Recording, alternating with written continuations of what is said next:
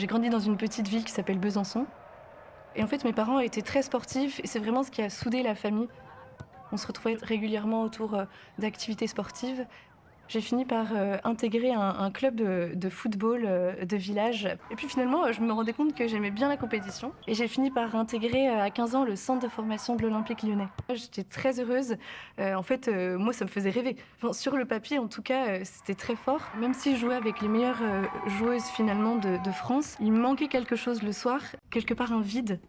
Au fond de moi, j'ai rencontré une fille de ma promo avec qui je devenais très amie, qui s'appelle Camille. Et un jour, elle me propose d'aller à la messe avec elle.